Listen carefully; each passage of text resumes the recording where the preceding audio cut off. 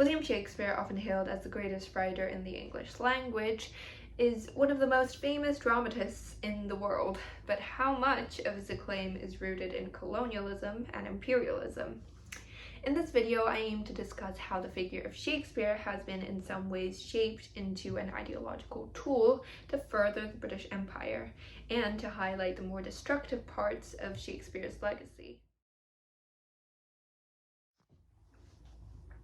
In the 19th century, the Victorian crisis of faith swept across England, and this has been regarded by critics as a factor in the rise of English studies.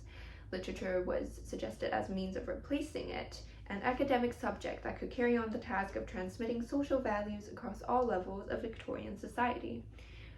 Literature was also said to have a pacifying influence.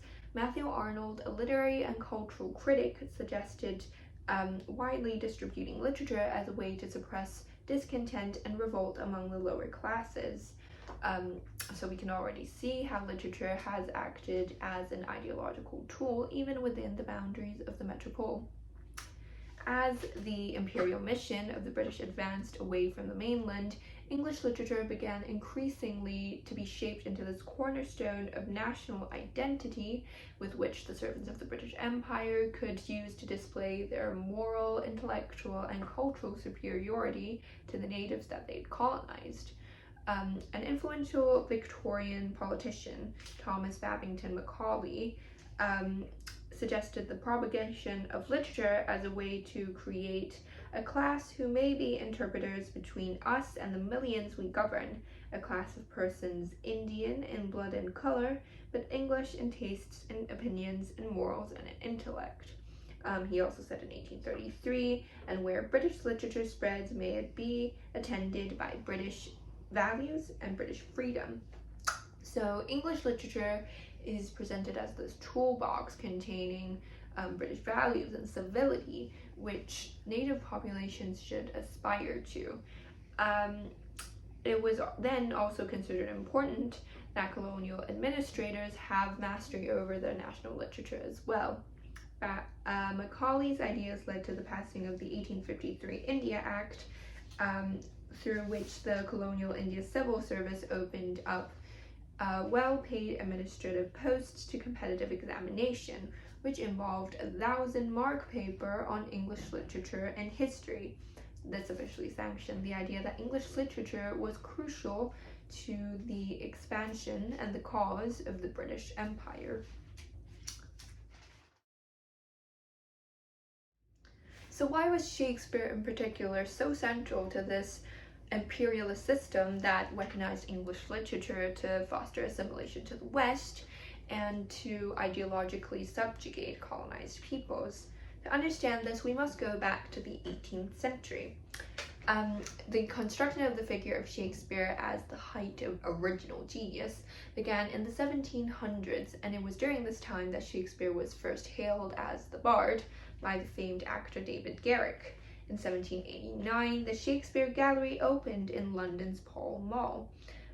It featured a series of illustrations by various British artists of scenes from Shakespeare's plays, as well as an alto relievo of Shakespeare on a pedestal attended by the dramatic muse and the genius of painting, sculpted by Thomas Banks. Dr. Farah Karim-Cooper, the current director of education at Shakespeare's Globe, says that by combining the inspirational figures of drama and visual art through a neoclassical reimagining of the poet, Banks's relief makes the point that the eminence and genius of Shakespeare's dramatic poetry would showcase the superiority of national creativity, a superiority that would be indisputable in light of British maritime success and increasing power of the British Empire. Farah Karim-Cooper also traces a history of the reimaginings of Shakespeare's appearance throughout the century, and she says, Shakespeare busts and statuary emerged as a direct response to the neoclassical ideal of bodily perfection, with symmetry and whiteness as the distinguishing features. This ideal obviously underlies principles of white supremacy and the process of racialization. In addition, Shakespeare began to be linked with Anglo-Saxonism in the 19th century. Anglo-Saxonism was a cultural belief system developed by intellectuals of the time that emphasized the superiority of the Anglo-Saxon branch of the Germanic race, as well as the role of the English language in transforming and absorbing other ethnic groups. Thomas Carlyle, who was a Victorian writer who staunchly believed in white supremacy and Anglo-Saxonism, wrote in 1841, "This King Shakespeare, does he not shine and crown sovereignty over us all as the noblest, gentlest, yet strongest of rallying signs? We can fancy him as radiant aloft over all the nations of Englishmen. Englishmen and women will say to one another, yes, this Shakespeare is ours. We are of one blood and kind with him." So Shakespeare is presented as this militaristic leader that will lead patriotic Anglo-Saxons to some racially pure utopia of the nations of Englishmen. And Shakespeare might not have been some symbolic imperial sovereign to everybody in England, but by the time the British Empire had established its first official colonies abroad, Shakespeare had been cemented as the face of English culture, civility, and nationalism. Since Shakespeare was established as this national and even imperial icon, his status was promoted above all of the literatures of the lands that the British had colonized. And to know Shakespeare eventually became this mark of status among native populations. Shakespeare also began to constitute a major part of the school curriculums in many colonies, for example in Hong Kong, where the works featured in high school texts starting from 1942, which was only a year after the city was colonized. Tales from Shakespeare by Charles and Mary Lamb also became the standard text across many colonies, for example in East Africa and in Malaysia. There is this pervasive idea of Shakespeare's universality, which is used to prop up his title of being the so-called greatest playwright in the world. However, this concept of universality has been used to justify the erasure of native cultures. Some post-colonial critics have suggested that just the concept of universalism doesn't actually exist at all, but has just been used as this justification for the cultural hegemony by positing Western values and beliefs as this primordial truth. It's just a dangerous idea to subscribe to if you believe that Shakespeare is universal and representative of the essence of humanity. What does that say about the people who don't appreciate, who understand him? Do you subconsciously view those people as inhuman or subhuman? In the past, natives' reactions to Shakespeare have been used as proof for racial stereotypes of their baseness and savagery.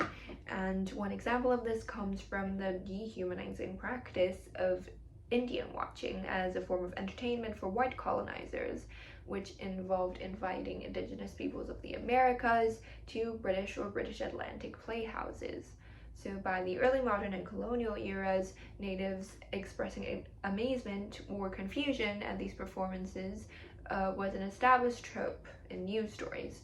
Miles P. Grier highlights a particular example of an article published in 1752 in the Virginia Gazette, which recounted a story of the leaders of the Cherokee Nation attending a performance of Shakespeare's Othello. The article emphasized the fact that the Cherokee Empress, believing the violence on stage to be real, ordered some about her to go and prevent their killing one another, so presenting her as gullible and unfamiliar with English and Shakespearean theatrical conventions, even though there was a Cherokee diplomat among her circle who had gone to London in 1730 to attend plays. So Grier says, the recurrent trope of Indian amazement at the theatre suggests that dispersed Britons used playhouse and print to restage imagined Indian errors and reproduced a racial type distinguished by an inability to grasp or wield the mediations of urban capitalist modernity. The Cherokee Othello helped sustain the hope that Indians would pose no threat to the economic exploitation of America, as the Indian as field spectator was also the Indian as financial incompetent. So natives' reaction to Shakespeare was made a mockery of in order to present the white colonizers as more civilized and therefore justified in taking their lands.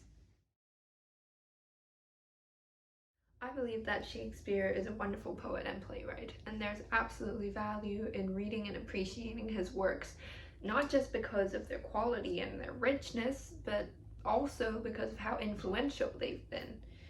But it's also important to consider why Shakespeare has been so influential and to understand that Shakespeare's works shouldn't be appreciated just because they're written by Shakespeare. Shakespeare's just been built up into this immortal symbol that's been placed above all the other wonderful writers that have lived across time and across continents. And I think that understanding this is key to appreciating Shakespeare's plays for what they are and not what they represent. Thank you.